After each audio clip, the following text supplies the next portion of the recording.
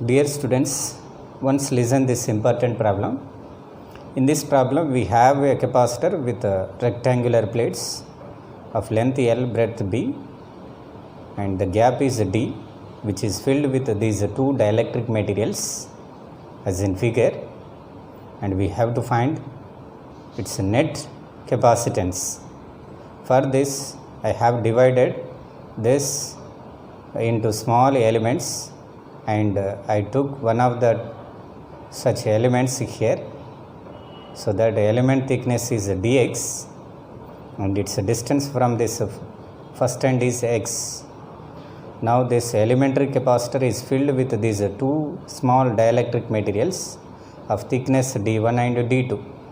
This d1 plus d2 gives the gap between the two plates d. Now for convenient, I took the angle made by the boundary of these two dielectric materials with this plate is theta. From that theta, we can take two triangles. They can give the required relations.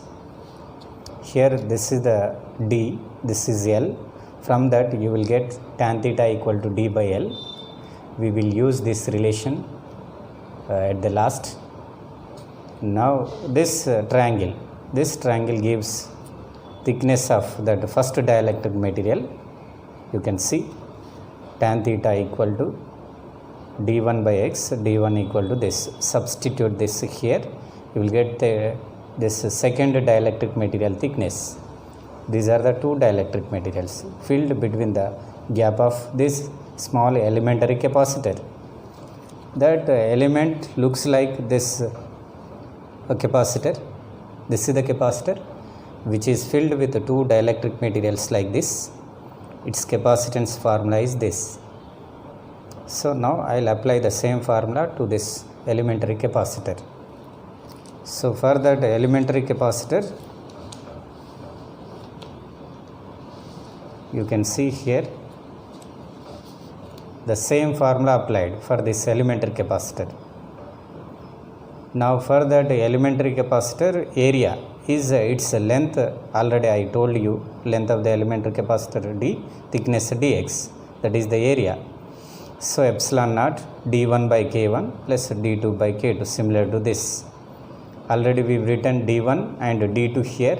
Substitute these two here, you will have this equation. This is the capacitance of that small elementary capacitor. Now to get the capacitance of entire capacitor, this all the elements are parallel to each other.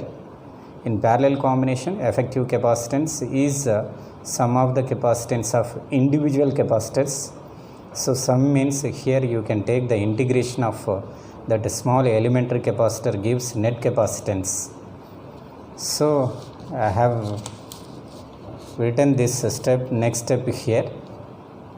In this step, in this step I have taken LCM here, and I have written these two terms in numerator here, and this b and epsilon naught and dx I have written here. This k2 comes to here and k1 here. This is the simple mathematics. After writing that step, and the next step is this, I have written these all the terms same here outside the integration. Now inside the integration, small changes, which are, I have written this k1d first, and I took this x tan theta common from this and this. You will have this equation. A small modification I have done in that step. Next for the integration, so this integration of this term quite complicated. So instead of doing integration this step directly, so have made some assumption. So I took this denominator as some z. This is the denominator, I took it as z, and to get dx I have differentiated this. This is the constant differentiation is 0. Now these are constants except x is the variable, it's a differentiation dx, z differentiation is dz. Just after this I have written dx.